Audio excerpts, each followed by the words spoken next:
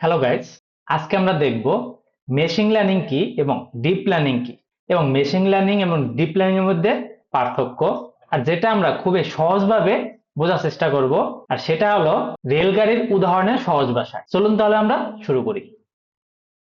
আমরা যদি এখন বোঝার চেষ্টা করি, এআই বা আর্টিফিশিয়াল ইন্টেলিজেন্স, এমএল বা মেশিন লার্নিং, ডিএল বা ডিপ লার্নিং, এই তিনটার মধ্যে কে কার মধ্যে রয়েছে, সেক্ষেত্রে আমরা প্রথমে একটা উদাহরণ বুঝতে পারি।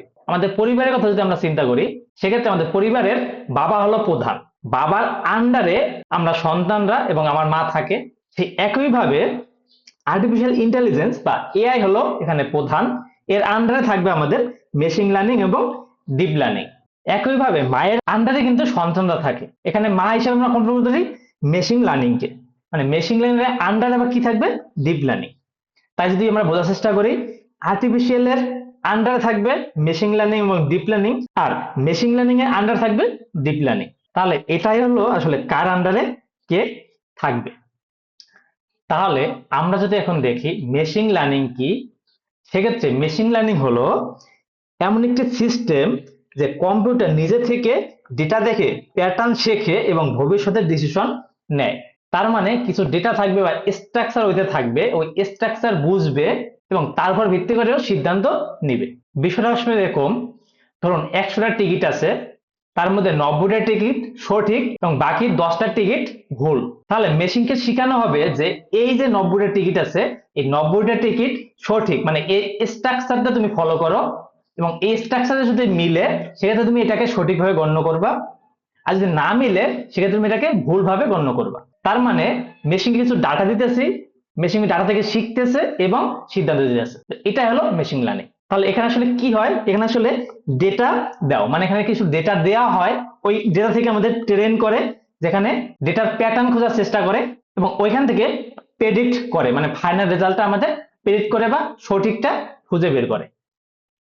মেশিন লার্নিং আসলে তিন ধরনের, সেগুলো হলো সুপারভাইজড লার্নিং, আনসুপারভাইজড লার্নিং এবং রেইনফোর্স লার্নিং।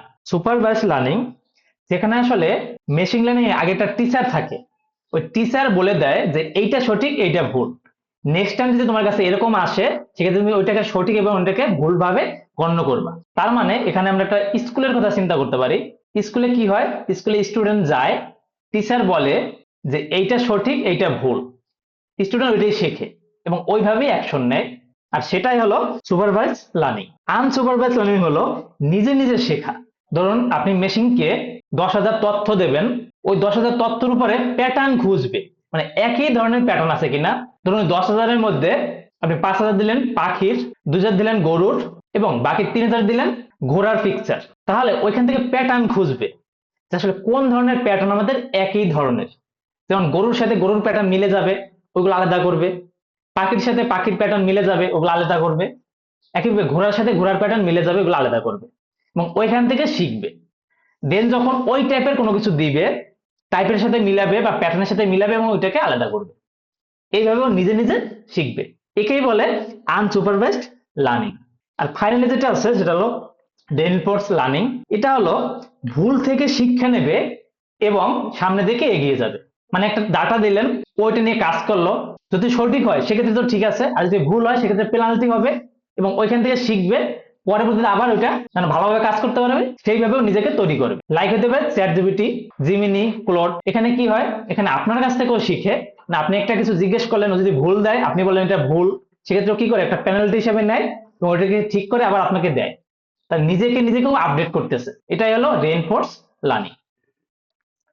এখন আমরা দেখব ডিপ লার্নিং কি। ডিপ লার্নিং হলো মানুষের ব্রেনের মতো আর্টিফিশিয়াল নিউরাল নেটওয়ার্ক, যেখানে আসলে অনেকগুলো লেয়ার থাকে, যাকে বলে হিডেন লেয়ার। ওই প্রত্যেকটি লেয়ার নিজেদের মতন করে কিছু কিছু শেখে এবং ফাইনালি অ্যাটাচ করে একটা অ্যান্সার দেয়। তাহলে এখানে আসলে অনেকগুলো র ডাটা দেওয়া হয়, দেন অনেকগুলো হিডেন লেয়ার থাকে, ওই প্রত্যেকটি লেয়ার কিছু কিছু জিনিস শেখে এবং ফাইনালি একটা আউটপুট লেয়ার জেনারেট করে। এখানে আসলে যতগুলো হিডেন লেয়ার থাকবে তার গভীরতা তত বেশি, মানে সে আরো তত ভালোভাবে অ্যান্সার দিতে পারবে। এই জন্যই একে বলা হয় ডিপ লার্নিং, মানে ডিপ, অনেক গভীরে।